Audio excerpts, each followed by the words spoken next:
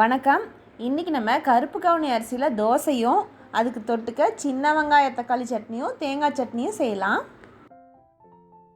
முதல்ல தோசைக்கு தேவையான மாவு அரைக்கிறதுக்கு உளுந்தும் கருப்பு கவுனி அரிசியும் ஊற வச்சிடலாம். இப்போ இந்த தோசைக்கு உளுந்து 1 கப் அளவுக்கு எடுத்துக்கலாம். கருப்பு கவுனி அரிசி 2 கப் எடுத்துக்கலாம். இது கூட வெந்தயம் 1 ஸ்பூன் அளவுக்கு சேர்த்துக்கலாம். இது எல்லாத்தையும் ஒன்றா ஒரு பாத்திரத்தில் போட்டு நல்லா கழுவிட்டு ஒரு 8 மணி நேரத்துக்கு ஊற வச்சிடலாம். இப்போ இந்த உளுந்து அரிசியெல்லாம் நல்லா 8 மணி நேரத்துக்கு ஊறிடுச்சு. இதை இனிமேல் நல்லா நைஸாக அரைச்சி எடுத்துக்கலாம். இந்த மாவுக்கு தேவையான அளவுக்கு உப்பு சேர்த்துக்கிறேன். நான் கொஞ்சமாக செய்கிறதுனால மிக்சியில் அரைக்கிறேன். அதிகமாக செஞ்சு வைக்கும்போது நல்லா கிரைண்டரில் அரைச்சி வச்சுக்கோங்க, நல்லாயிருக்கும். இப்போ இந்த அரைச்ச மாவை நைட் ஃபுல்லாக வெளியே வச்சிடலாம். அப்போ தான் நல்லா உப்பி வரும். இது முதல் நாள் இரவு அரைச்சி வச்ச மாவு இப்போ அடுத்த நாள் காலையில் நல்லா உப்பி வந்திருக்கு. இதை நல்லா கலந்து வச்சிடலாம். இப்போ மாவை கரைச்சி வச்சிட்டோம். தோசை சுடுறதுக்கு முன்னாடி தொட்டுக்கிறதுக்கு தேவையான சட்னி அரைச்சி வச்சிடலாம்.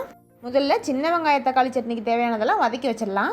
நான் காரத்துக்கு மிளகாய் கம்மியாக போட்டு மிளகு சேர்த்துக்கிறேன்.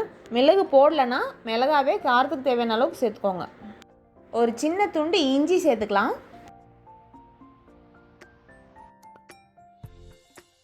இதுக்கு பெரிய வெங்காயம் போடுறத விட சின்ன வெங்காயம் போடும்போது டேஸ்ட்டு கொஞ்சம் கூடுதலாக இருக்கும். அது இல்லாமல் பெரிய வெங்காயம் போடும்போது கொஞ்சம் இனிக்கிற மாதிரி இருக்கும் இல்லையா, அதனால் சின்ன வெங்காயம் போடும்போது சாப்பிட்றதுக்கு ரொம்ப நல்லாயிருக்கும்.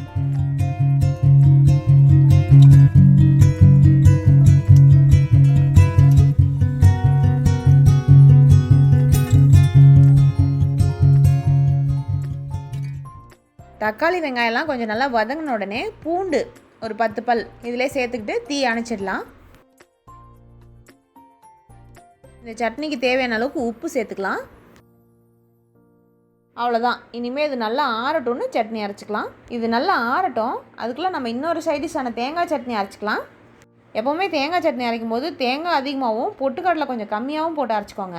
அப்போ தான் டேஸ்ட்டு ரொம்ப நல்லாயிருக்கும். ஏன்னா பொட்டுக்கடலை கொஞ்சம் அதிகமாக போட்டோம்னா பொட்டுக்கடலை வாசனை ரொம்ப வரும் இல்லையா, அதனால தேங்காய் சட்னியோட டேஸ்ட் கொஞ்சம் மாறிடும். காரத்துக்கு தேவையான அளவுக்கு பச்சை மிளகாய் போடலாம். கொஞ்சம் பச்சை கருவேப்பிலை, அப்புறம் ஒரு 4-5 பல் பூண்டு.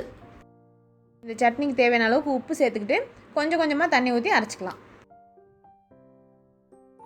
தேங்காய் சட்னி அரைச்சாச்சு. அடுத்தது சின்ன வெங்காய தக்காளி சட்னி அரைச்சிட்டு வந்துடலாம்.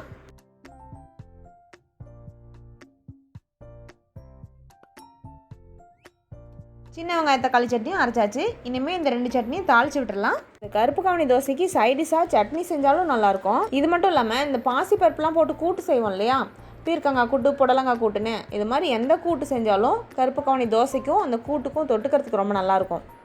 2 சட்னியும் அரைச்சி தாளித்து வச்சாச்சு. அடுத்து கருப்பு கவுனி தோசை சுடலாம்.